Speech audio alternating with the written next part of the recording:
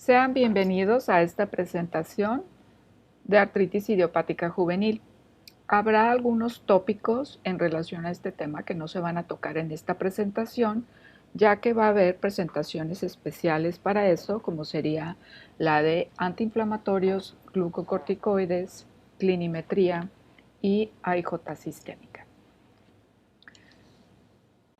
El término de artritis idiopática juvenil se refiere en forma general a un grupo heterogéneo de enfermedades que comparten una característica común, que es la presencia de inflamación crónica, que al menos debe tener 6 semanas de duración y con un inicio antes de los 16 años.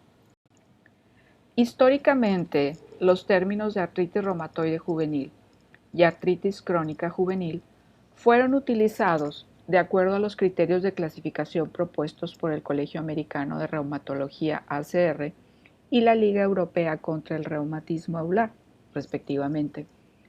El término de artritis idiopática juvenil fue introducido en 1995 por la Liga Internacional de Asociaciones para la Reumatología (ILAR), con el propósito de unificar los criterios ACR y EULAR y evitar así confusión. No obstante que los criterios de ILAR servían originalmente para estandarizar la investigación a nivel mundial, estos fueron adaptados como criterios diagnósticos para niños con artritis crónica. Los criterios ILAR dividen a la AIJ en 7 categorías, que son artritis sistémica, oligoartritis, poliartritis con factor reumatoide positivo o negativo, artritis psoriásica, artritis relacionada a entesitis y la artritis indiferenciada. Cada categoría difiere en relación a su presentación clínica, curso, número de articulaciones afectadas, historia familiar, manifestaciones extraarticulares y marcadores inmunológicos. A diferencia de los sistemas de clasificación previos, los criterios ILAR incluyen criterios de exclusión. Esto es con el objetivo de prevenir alguna sobreposición entre las diferentes categorías. Incluyendo todas las categorías de AIJ, la incidencia de AIJ se presenta en 1 de cada 1000 niños. Los estudios poblacionales varían ampliamente, dado las variaciones que ha habido en la nomenclatura y en los criterios utilizados, por lo que las revisiones pudieran variar en cuanto a los reportes de incidencia de la AIJ. Una de las preguntas que más intriga a los investigadores en relación a la autoinmunidad humana es qué determina el fenotipo y la organoespecificidad de la enfermedad. La AIJ es una enfermedad autoinmune cuyo mecanismo inmunopatogénico descrito incluye la presencia de un individuo genéticamente susceptible y un detonante ambiental, lo cual conduce a daño tisular que a su vez provoca la expresión de autoantígenos como las proteínas de choque térmico e inflamación.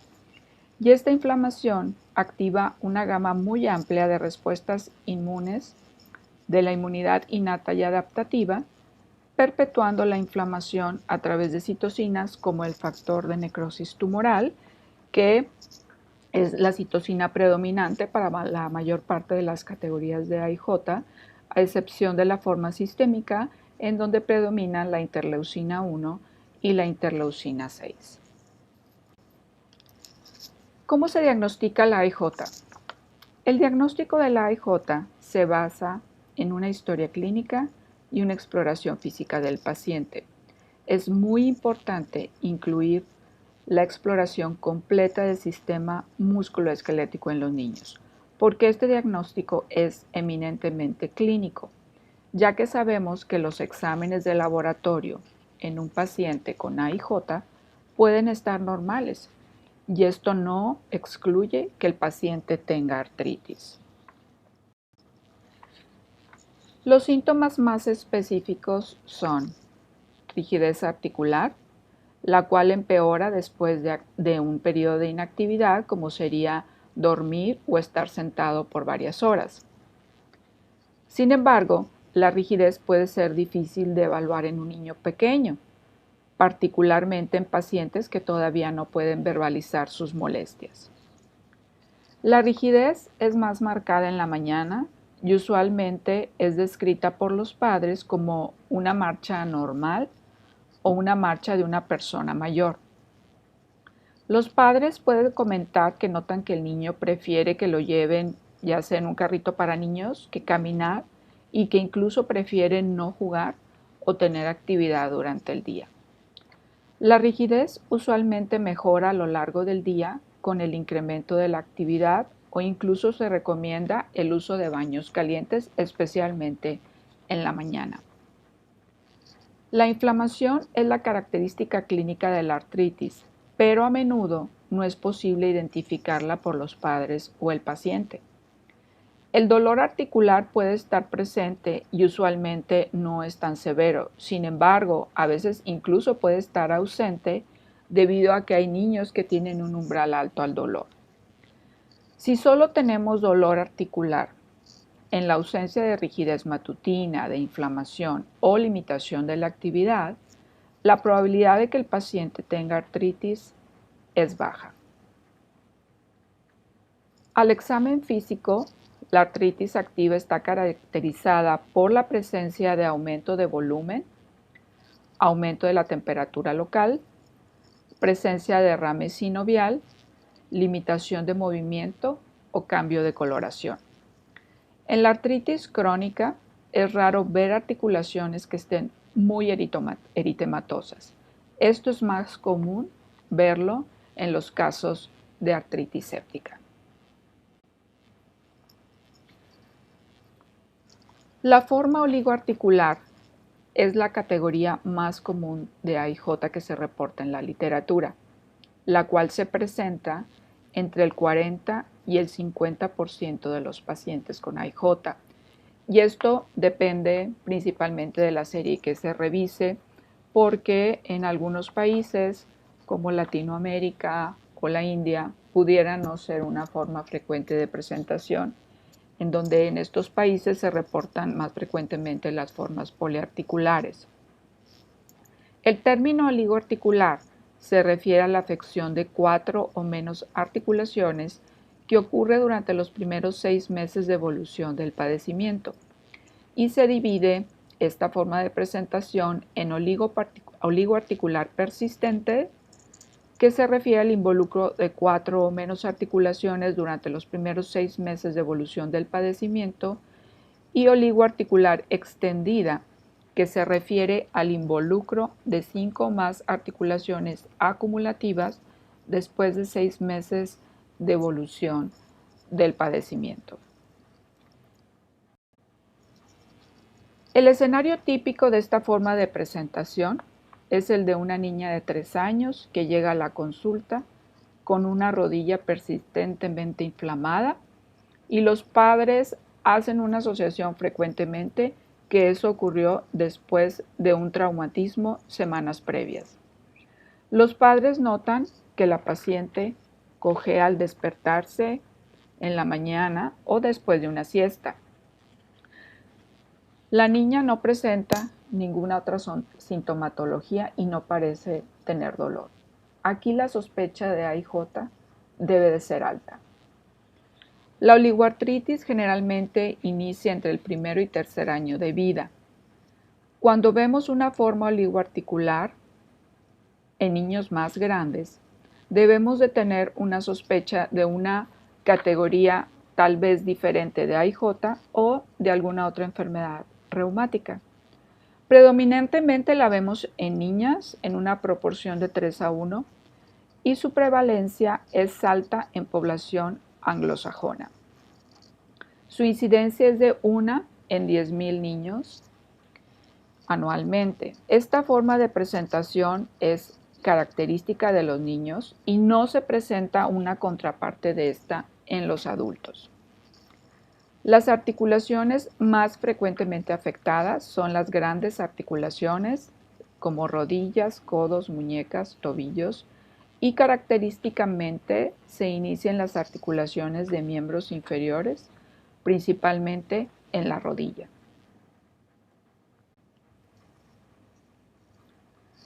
Las manifestaciones extraarticulares no son comunes en esta forma de presentación, excepto por la uveitis anterior crónica, la cual puede ocurrir entre el 20% y 30% de los niños con las formas oligoarticulares. Esta consiste en la inflamación del iris y del cuerpo ciliar, por lo que en ocasiones también se conoce como iritis o iridociclitis, y esta está ocasionada por depósito de células y proteínas en la cámara anterior del ojo. Los anticuerpos antinucleares es la prueba más útil en artritis idiopática juvenil, ya que determina el riesgo de desarrollo de uveitis anterior en estos pacientes y consecuentemente la frecuencia de las evaluaciones oftalmológicas. La frecuencia de estos anticuerpos puede ser hasta del 60%. Una paciente de alto riesgo sería una niña pequeña con una forma oligoarticular con anticuerpos antinucleares positivos que requeriría una valoración oftalmológica frecuente cada 3 o 4 meses. El curso de la uveitis puede no ser paralelo al curso de la artritis y puede desarrollarse en la ausencia de artritis activa o incluso antes de que se haya hecho el diagnóstico de AIJ. El inicio de la uveitis es insidioso y tiene una característica importante que es asintomática, es decir, no va a haber ojo rojo, dolor, epífora, por lo que se requiere una sospecha y una evaluación oftalmológica periódica en estos pacientes, ya que el diagnóstico temprano puede evitar secuelas importantes como serían las sinequias posteriores que nos darían una pupila irregular, la queratopatía en banda, que son depósitos de calcios en la córnea e incluso ceguera.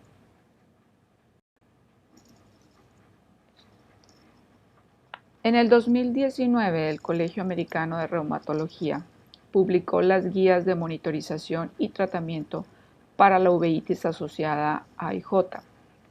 En el grupo de riesgo están considerados los pacientes con oligoartritis, con poliartritis con factor reumatoide negativo, artritis psoriásica e indiferenciada que tengan menos de 7 años y que tengan anticuerpos antinucleares positivos. Este es el grupo que se considera de mayor riesgo y en los cuales se recomienda una valoración oftalmológica cada 3 meses. En los grupos que son de riesgo bajo o moderado, se recomienda una revisión oftalmológica cada 6 o 12 meses. Los anticuerpos antinucleares son el marcador inmunológico más importante del AIJ por su relación con el desarrollo de uveitis. Es importante cuando se soliciten los anticuerpos antinucleares que se realicen por inmunofluorescencia utilizando un substrato F2. También es importante mencionar que los niños pueden tener títulos bajos de anticuerpos antinucleares positivos, especialmente después de procesos infecciosos, por lo que su valor debe ser analizado dentro de un contexto clínico.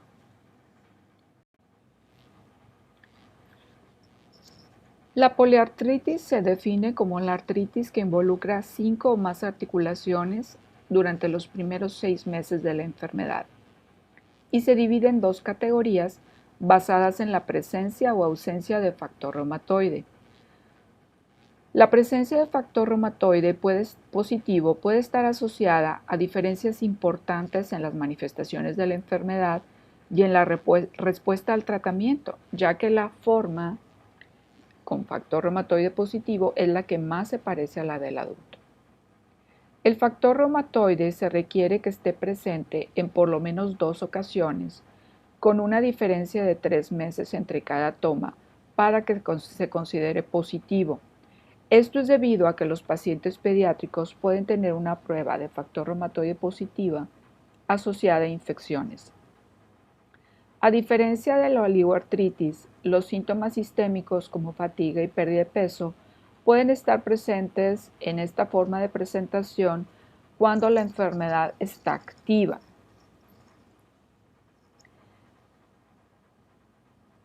La forma de poliartritis con factor reumatoide negativo ocurre aproximadamente en el 25% de los pacientes con AIJ y en esta podemos decir que de todas las formas poliarticulares, el 85% van a tener factor reumatoide negativo. La poliartritis factor reumatoide negativo se presenta principalmente en niñas en una proporción de 3:1. Puede presentarse en niñas pequeñas en la infancia temprana o al inicio de la adolescencia. Afecta grandes y pequeñas articulaciones en forma simétrica y bilateral.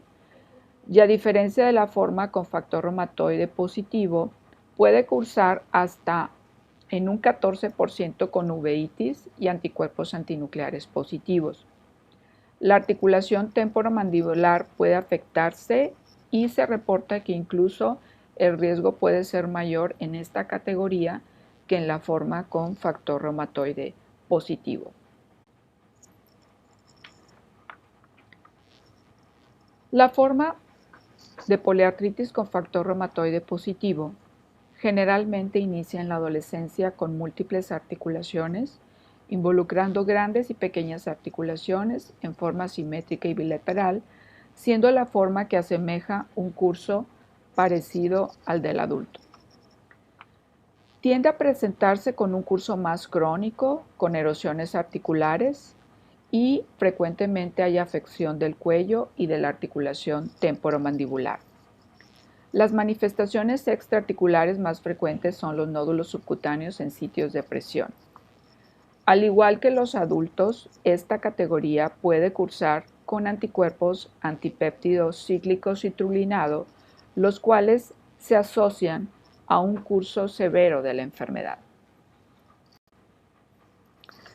La entesitis relacionada a artritis afecta principalmente varones después de los 6 años y está caracterizada por la presencia de artritis y entesitis. Muchos de estos pacientes van a cursar con HLA-B27 positivo. Los sitios más comunes de entesopatía son las inserciones calcáneas del tendón de Aquiles, la fascia plantar y el área tarsal. La artritis comúnmente afecta las articulaciones de las extremidades inferiores y frecuentemente la cadera es un sitio común de inicio de esta presentación. Alrededor del 50% de los pacientes van a tener una afección de 4 o menos articulaciones a lo largo de su enfermedad. En algunos pacientes, la artritis puede progresar y afectar las articulaciones sacroiliacas y la columna, produciendo el cuadro clínico de una espondilitis anquilosante juvenil. El diagnóstico de la artritis psoriásica juvenil de acuerdo a ILAR requiere la presencia simultánea de artritis y psoriasis.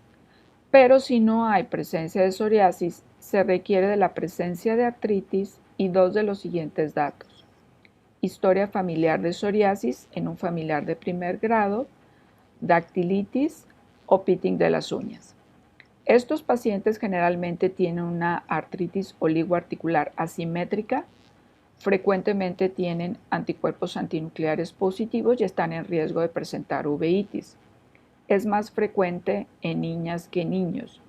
Este es un grupo que se considera que no está bien caracterizado y no es frecuente observarlo en nuestra población.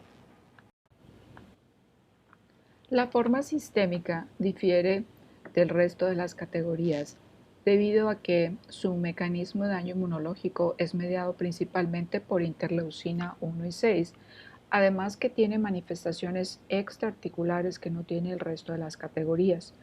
Característicamente son niños que abren su cuadro con fiebre, que es una fiebre muy persistente, de muy difícil control, que se acompaña de un rash, que es eritematoso, evanescente, que va y viene durante el periodo febril.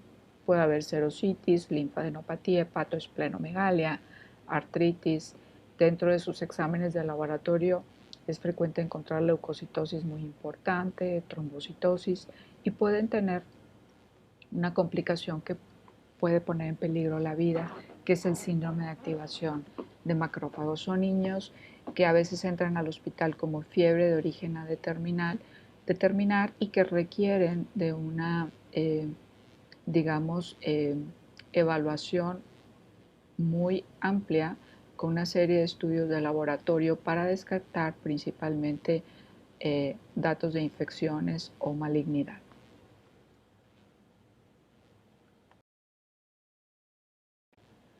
El diagnóstico diferencial de la artritis idiopática juvenil es muy amplio e incluye una serie de padecimientos que es muy importante descartarlos, en especial si estamos sospechando de un paciente que tiene menos de 6 semanas de artritis persistente.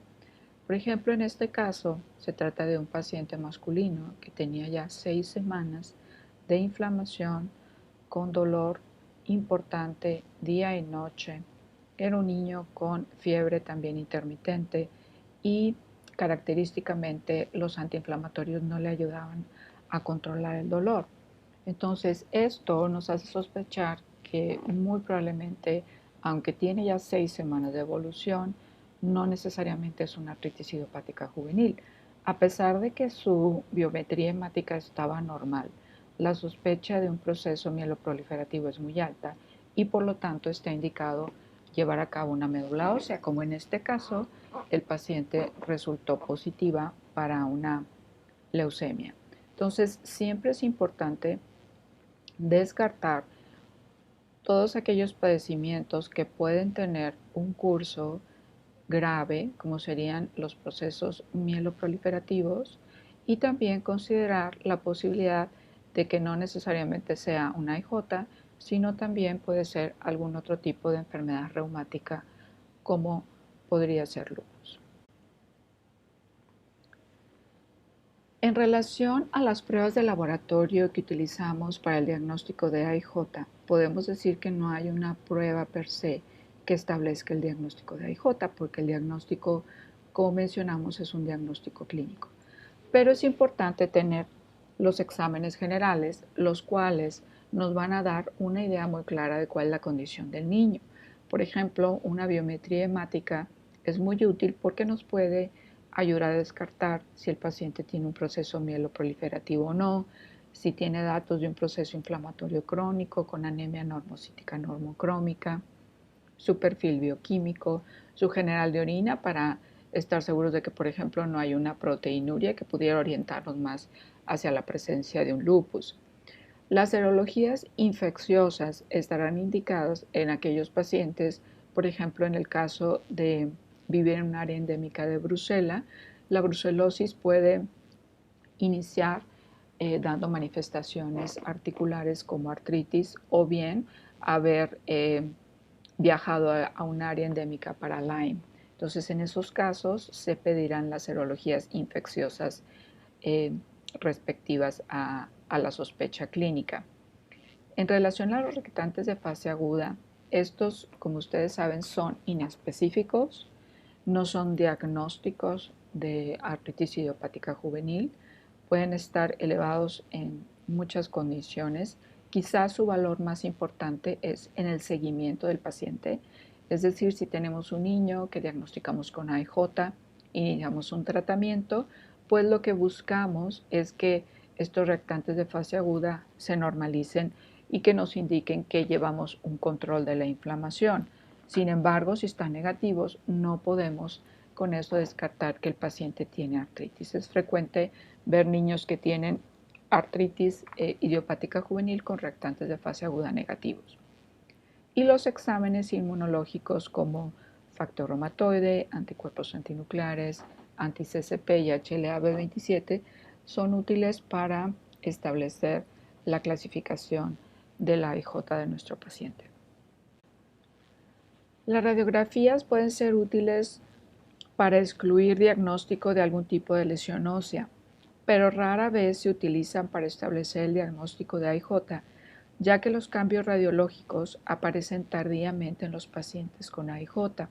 Y cuando vemos radiografías como estas, en donde Hay una fusión de los cuerpos vertebrales en pacientes que han tenido artritis de cuello o en el caso de afección a la muñeca, donde vemos una gran destrucción con erosiones, osteoporosis yuxtaarticular, pues ya se hizo el diagnóstico clínicamente. La resonancia es el método diagnóstico de imagen, pues que puede mostrar signos tempranos de inflamación, como edema óseo, aumento del líquido intraarticular, y cuando se utiliza contraste puede evidenciarse áreas de inflamación activa. El ultrasonido articular es una herramienta muy útil, de bajo costo, que nos permite evaluar inflamación articular, a veces incluso formas subclínicas que escapan a la exploración física o a los exámenes de laboratorio, y es muy útil para realizar infiltraciones guiadas en niños, ya que se ha demostrado que al ser guiada se aumenta el éxito de la infiltración. Las alteraciones del crecimiento en la IJ son bien conocidas y pueden ser generalizadas o localizadas. Tanto las citocinas proinflamatorias, como sería el factor de necrosis tumoral, la interleucina 1 y la interleucina 6, y los glucocorticoides que se utilizan en algunos casos para tratamiento de la IJ, interfieren con factores de crecimiento, ocasionando una restricción del crecimiento como talla baja. Las alteraciones de crecimiento localizadas, por ejemplo, la inflamación crónica de una sola rodilla, puede ocasionar una sobreestimulación de los centros de osificación, provocando un crecimiento de la extremidad afectada en una primera etapa. Pero cuando persiste la inflamación crónica, puede conducir a un cierre prematuro de las epífisis, provocando un acortamiento del miembro afectado. El pronóstico de la AIJ sin duda depende de un diagnóstico y un tratamiento oportuno. Las series publicadas en la literatura hablan de hasta un 40% de algún tipo de discapacidad de los pacientes con AIJ cuando llegan a la edad adulta. Sin duda alguna, no solamente encontramos alteraciones de crecimiento, contracturas, pérdida de la fuerza muscular. A veces los pacientes pueden quedar con síndromes dolorosos, en aquellos pacientes que persiste la inflamación crónica, hay osteoporosis, puede haber incluso depresión que requiera atención psicológica. En relación al tratamiento de la artritis idiopática juvenil, ha habido avances recientes, dado que se ha conocido más los mecanismos patológicos en la IJ. La inhabilidad clínica para tratar esta heterogeneidad se manifiesta en la dificultad de predecir con confianza qué tratamiento es mejor para el paciente y si va a responder a una terapéutica determinada. El desarrollo de mejores tratamientos requerirá el análisis de toda la información inmunológica disponible entre los diferentes subgrupos para poder hacer adaptaciones específicas para cada paciente.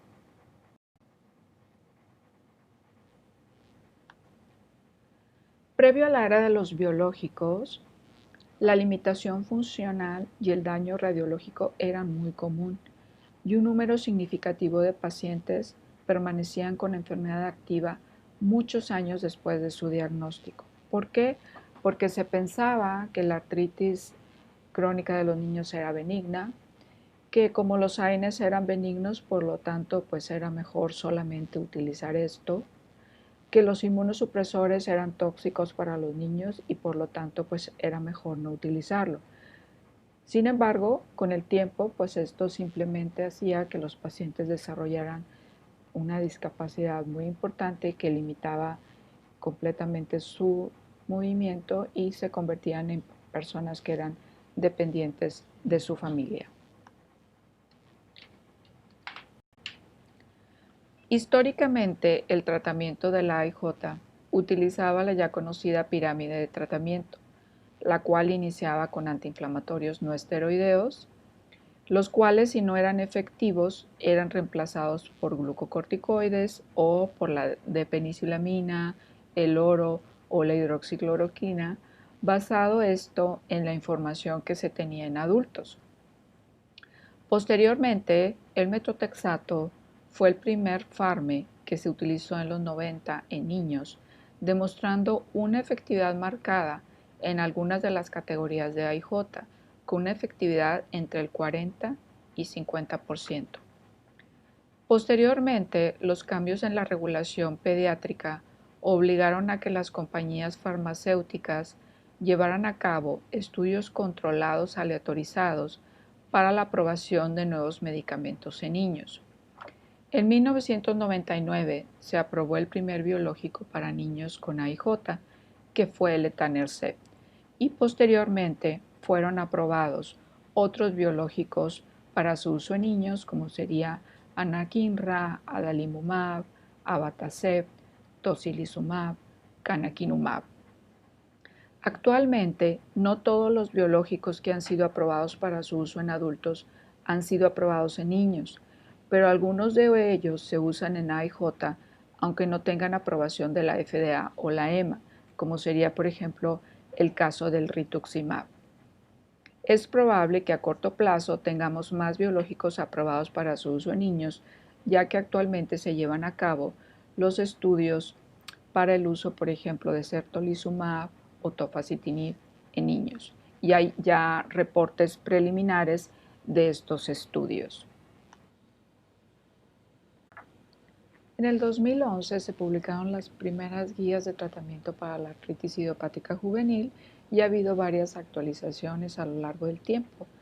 La más reciente fue en el 2019, publicada por el Colegio Americano de Reumatología, y es una guía que da recomendaciones para el tratamiento de las diferentes formas de presentación del AIJ y que es importante revisarlo.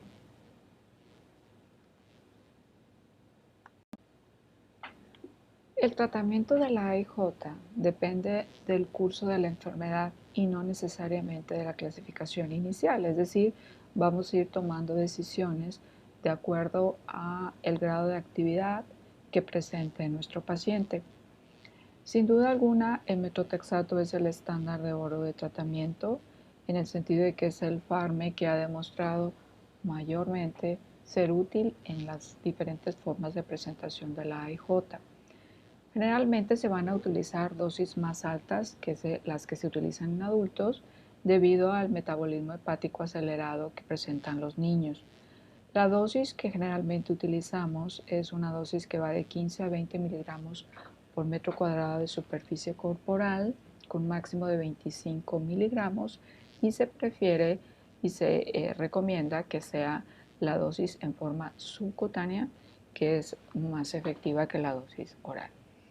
Las infiltraciones se recomiendan utilizar a lo largo del tratamiento de los pacientes, lo cual puede mejorar en caso de que yo tenga una articulación persistentemente activa con el resto de las articulaciones controladas con mi fármaco.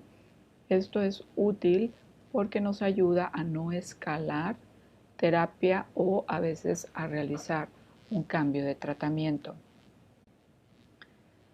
La leflunomida no está aprobada para su uso en niños en AIJ. Sin embargo, puede utilizarse en aquellos casos en los cuales hubo una falla a metotrexato. En ocasiones es un medicamento que tiene efectos secundarios importantes y que no es tolerado por los niños, principalmente por las alteraciones gastrointestinales que ésta le produce. ¿Cuándo se debe iniciar un biológico en un paciente con AIJ poliarticular? Porque la mayor parte de las veces las formas oligoarticulares no requieren utilizar biológicos. Se recomienda iniciar después de una falla a fármaco no biológico y se considera falla cuando, habiendo recibido una dosis adecuada por un periodo de 3 a 6 meses, el paciente continúa con actividad de la enfermedad de moderada a severa basada en un YADAS clínico 10 mayor de 2.5 o bien cuando se tiene intolerancia a fármaco no biológico. ¿Cuándo se debe utilizar un biológico en un paciente con AIJ y sacrilitis? Se recomienda utilizar un anti-TNF cuando hay sacrilitis activa a pesar del uso de AINE. Esto a veces pues no es posible en nuestro medio debido al costo de los biológicos y tenemos que utilizar fármacos como sulfidina. Sin embargo, la sulfidina ha demostrado una limitada eficacia en este tipo de pacientes en un estudio aleatorizado controlado en espondiloartropatías juveniles realizado por el Dr. Burgos. ¿Cuándo se debe utilizar un biológico en un paciente con AIJ y entesitis? Pues se recomienda utilizar un biológico anti-TNF cuando hay entesitis activa a pesar del uso de AINE y sobre el uso de metotrexato y sulfidina, es decir, pasar de AINE a biológico. Sin embargo, también pues esta recomendación no es a veces posible llevarla a cabo en nuestro medio. ¿Se puede utilizar un biológico como tratamiento inicial en un paciente con AIJ? Sí. Los pacientes con AIJ sistémica generalmente podemos utilizar el tocilizumab como tratamiento inicial o en algunos pacientes con factores de mal pronóstico o factores de riesgo como sería factor reumatoide positivo, anti-CCP positivos, involucro de columna cervical, caderas o muñecas o que el paciente tenga riesgo de discapacidad. Cuando tratamos pacientes con biológicos es muy importante considerar el riesgo de infección. Los pacientes per se, por tener AIJ, tienen un riesgo inherente asociado a su condición reumatológica subyacente. El riesgo de infecciones serias podemos decir en este momento que es similar para todos los biológicos. Los registros que se han realizado a lo largo del mundo han establecido la eficacia y tolerabilidad a largo plazo en pacientes con AIJ.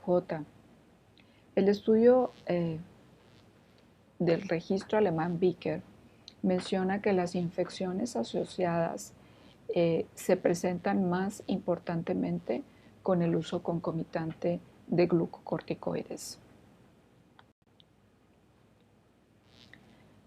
Cuando nosotros vamos a iniciar un biológico, pues es muy importante hacer una evaluación para estar seguros de que nuestro paciente no tiene una TB latente, ya que la TB latente, si no se trata, puede convertirse en una TB activa. La TB es una infección oportunista a la que los pacientes con biológicos están expuestos, especialmente los que utilizan anti-TNF, por lo que la evaluación de TB latente debe hacerse en todos los pacientes que inician terapia biológica y se recomienda que esto se realice anualmente durante el tiempo que están en tratamiento. En un metaanálisis de infecciones en pacientes que estaban en anti-TNF se reportaron solamente 5 casos de TB en 2.949 pacientes con AIJ y ninguno en el grupo de pacientes que se estudiaban con enfermedad inflamatoria intestinal. En relación al riesgo de malignidad en AIJ, los estudios observacionales de bases de datos de Suecia, Taiwán y Estados Unidos encontraron un incremento de 2 a 4 veces más en el riesgo de malignidad en niños con AIJ no expuestos a biológicos. En el estudio de Buckelman no se encontró un riesgo significativo en el incremento de malignidad asociada al uso de anti-TNF comparado con los que no lo utilizaron. En relación al tratamiento de la AIJ, el abordaje Treat to Target, combinado con un control estrecho en el que los pacientes sean evaluados frecuentemente, puede mejorar el pronóstico y lograr la remisión en estos pacientes, incluso a veces hablar de una remisión sin medicamentos. Iniciar una terapia intensiva en el curso temprano de la enfermedad durante la ventana de oportunidad muy probablemente mejorará la evolución a largo plazo de estos pacientes. Las guías de tratamiento y los consensos han sido muy importantes en el mejoramiento del tratamiento de los niños con AIJ. ¿Y qué tenemos para el futuro? Pues se habla de una terapia personalizada a través de la inmunómica. La complejidad inherente al espectro de enfermedades reumáticas pediátricas requiere de un enfoque holístico y esto se ha podido lograr a través de la inmunómica. La inmunómica puede ser conceptualizada como la aplicación de la suma de tecnologías de alta dimensión que obtienen información de un espectro de procesos biológicos como sería la genómica, epigenómica, transcriptómica, proteómica y citómica. Con esto se ha logrado tener una inmensidad de datos que han permitido entender algunos de los mecanismos de la patogénesis de la autoinmunidad, ha permitido identificar blancos de tratamiento, entender por qué algunos pacientes tienen resistencia a tratamiento y, sin duda, nos va a ayudar a resolver preguntas que no tenían respuesta. Muchas gracias.